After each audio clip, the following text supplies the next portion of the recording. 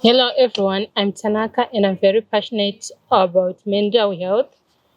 With me here today is Sean, a certified counseling psychologist, and we are going to have a dialogue on mental health, paying particular attention to men. So Sean, what do you think are the underlying factors that are causing men to take their own lives? I think there are numerous causes, numerous factors surrounding that issue. It's quite pertinent and it's real. I mean, undeniable. We've got unemployment.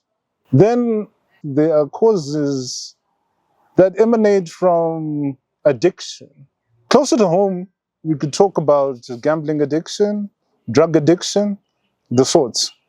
And then on a social sphere, from a social perspective, infidelity of late, especially in Zimbabwe, I think is a very pertinent. Don't you think so? Yeah, you're right. Infidelity is causing a lot of divorces in Zimbabwe.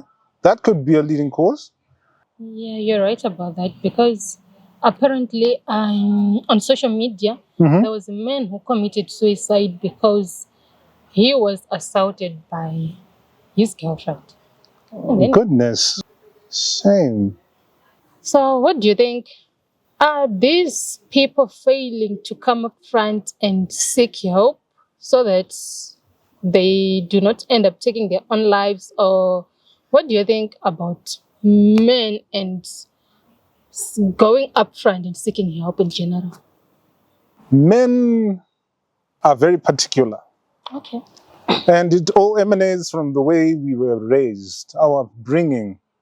You know, Africa, Zimbabwe, we are a patriarchal group, so to speak. So our ego takes precedence pertaining to our behaviors. So we don't always want to confide in people about our problems because that makes us weak. Growing up, we are told men don't cry. Yeah, you're right about that. You see, you're tapping into what I'm saying already. Yeah. Men don't cry. You should toughen up. You should always be, forthcoming. Yeah. Yeah, and if you cry, you are considered as weak. If you seek help, you're considered as weak. True. So, how often do men come to you to seek help? I've had more female clients than anyone. I'll be very frank with you. It's been like that. So, does it mean that men do not have knowledge basically about mental health and when and where to seek help? Social constructs, I believe, are the main cause of this. For example, shopping is for women, such and such is for men. So, what strategies do you think we can put into place to avoid such incidences that we have mentioned earlier on? From the statistics, we still have a lot of work to do, Okay. and we're still working towards that. But apart from that, I think we need to do a whole lot of lobbying, a whole lot of advocacy, more of that on media, Okay. the very channels that both you and I can relate to, different genders, but a single platform. So I think there needs to be more media coverage, more lobbying, and more advocacy done for that, to help men understand that, no, it's okay. Come through, our doors are open, we'll welcome you, and we'll come and reach a reasonable resolve, for their betterment. Are there any cultural practices that might be influencing men's mental health and behavior? Certainly there are. There are quite a few, actually.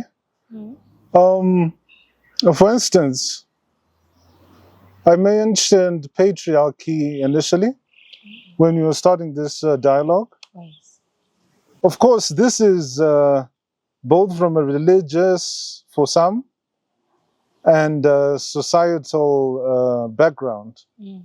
That men ought to be the heads of a home. But over time, we've started to see a shift. Do you agree with me? Yeah, a rift? I do agree. Where we have more women leaders, even from the home. Yeah. Where men are not necessarily always the breadwinners. So this transition may not be so comfortable for someone who's had certain beliefs instilled within them.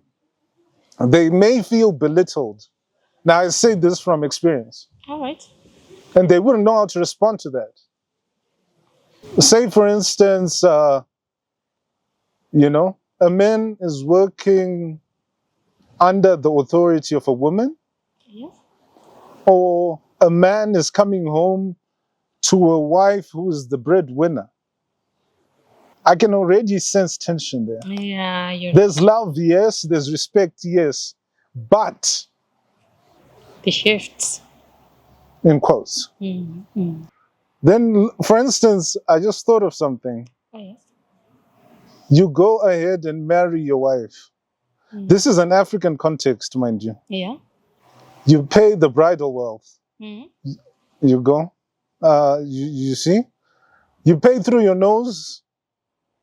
Your family is involved. And then the next day, of course not day, but in the next breath, your wife is telling you what to do. Because you're using her finances. Because she's received a promotion years later. How do you think I would stomach that? Well, there's really need to educate people on this.